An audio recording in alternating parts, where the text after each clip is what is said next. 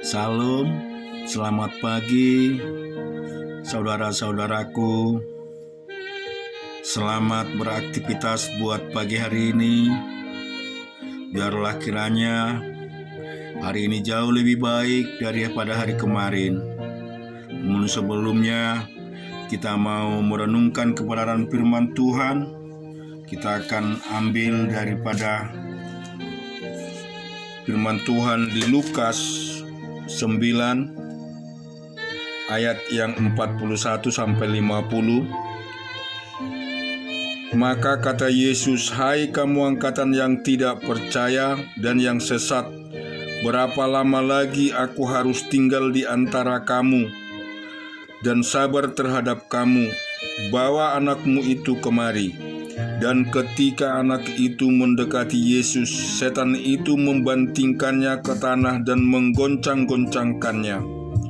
Tetapi Yesus menegur roh jahat itu dengan keras dan menyembuhkan anak itu, lalu mengembalikannya kepada ayahnya. Maka takjublah semua orang itu karena kebesaran Allah. Ketika semua orang itu masih heran karena segala yang diperbuatnya itu, Yesus berkata kepada murid-muridnya, Dengarlah dan camkanlah segala perkataanku ini. Anak manusia akan diserahkan ke dalam tangan manusia. Mereka tidak mengerti perkataan ini, sebab artinya tersembunyi bagi mereka, sehingga mereka tidak dapat memahaminya, dan mereka tidak berani menanyakan arti perkataan itu kepadanya. Maka timbullah pertengkaran di antara murid-murid Yesus tentang siapakah yang terbesar di antara mereka. Tetapi Yesus mengetahui pikiran mereka, karena itu ia mengambil seorang anak kecil dan menempatkan di sampingnya, dan berkata kepada mereka, "Barang siapa menyambut anak ini dalam namaku, ia menyambut aku, dan barang siapa menyambut aku, ia menyambut dia yang mengutus aku. Karena yang terkecil di antara kamu sekalian, dialah yang terbesar." Yohanes berkata, "Guru, kami lihat seorang mengusir setan demi namamu, lalu kami cegah orang itu, karena ia bukan pengikut kita." Yesus berkata kepadanya, "Jangan kamu cegah, sebab barang siapa tidak melawan kamu, ia ada di pihak kamu." Demikian juga di dalam Amsal 18 ayat 11 dengan sampai 15. "Kota yang kuat bagi orang kaya ialah hartanya, dan seperti tembok yang tinggi menurut anggapannya. Tinggi hati mendahului kehancuran, tetapi kerendahan hati mendahului kehormatan. Jikalau seorang memberi jawab sebelum mendengar, itulah kebodohan dan kecelaannya. Orang-orang bersemangat dapat menanggung penderitaannya, tetapi siapa akan memulihkan semangat yang patah? Hati orang berpengertian memperoleh pengetahuan, dan telinga orang bijak menuntut pengetahuan." Di Mazmur 74 ayat 1 sampai 11. "Mengapa, ya Allah, kau buang kami untuk seterusnya? Mengapa menyala murkamu terhadap kambing domba gembalaanmu? Ingatlah akan umatmu yang telah kau peroleh pada zaman purbakala, yang kau tebus menjadi bangsa milikmu sendiri.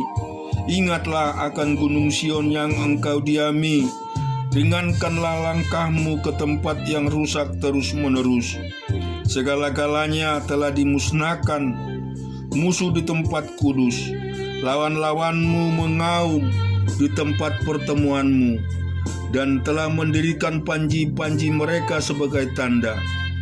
Kelihatannya seperti orang mengayunkan tinggi-tinggi sebuah kapak kepada kayu-kayuan yang lebat.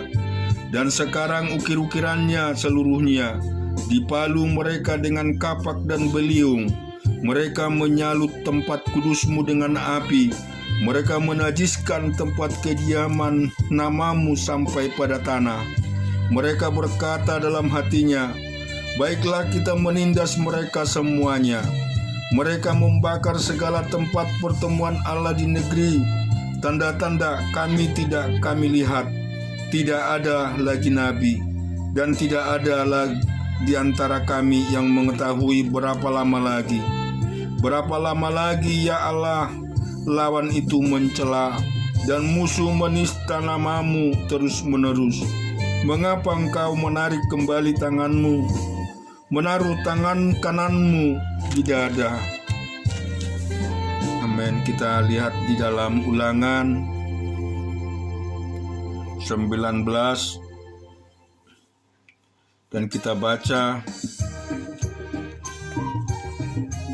sampai dengan Ulangan 20. Kita akan baca mulai dari Ulangan pasal 20 ayat yang keempat. Sebab Tuhan Allahmu dialah yang berjalan menyertai kamu untuk berperang bagimu, melawan musuhmu dengan maksud memberikan kemenangan kepadamu.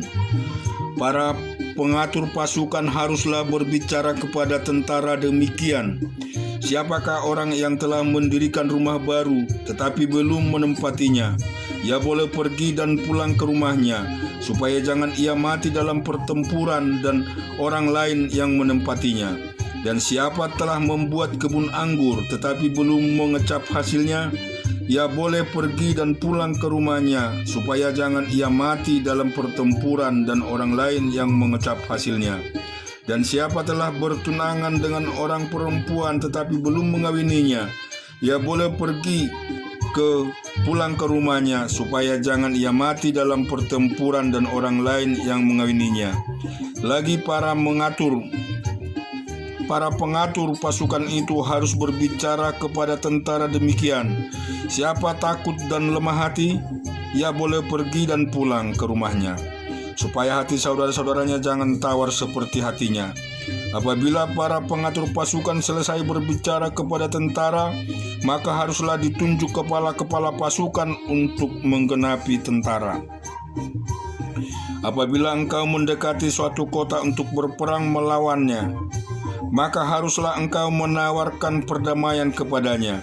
Apabila kota itu menerima tawaran pada perdamaian itu, dan dibukanya pintu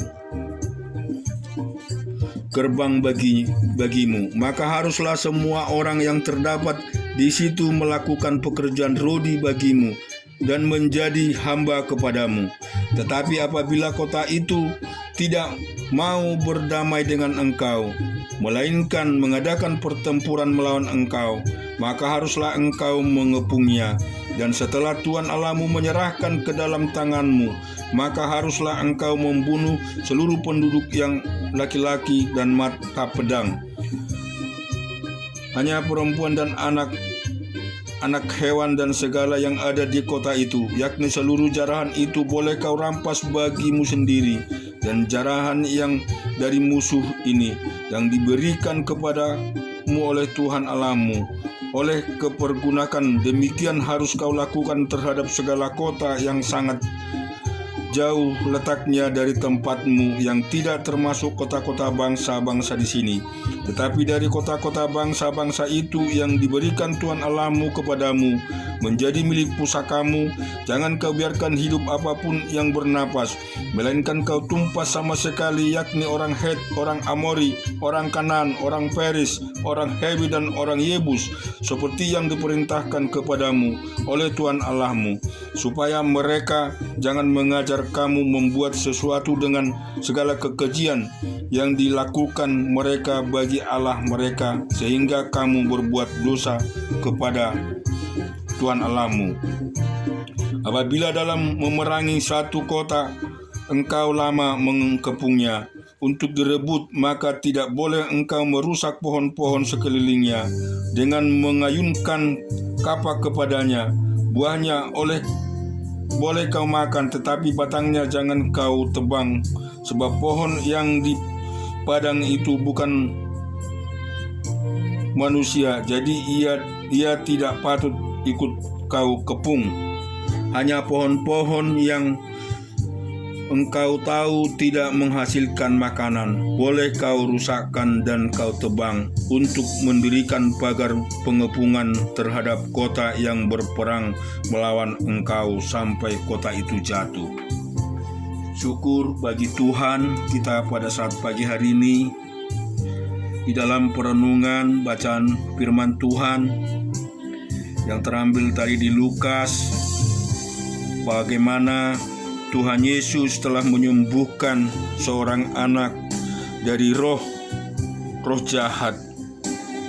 Saudara yang dikasihi Tuhan, biarlah kiranya Tuhan Yesus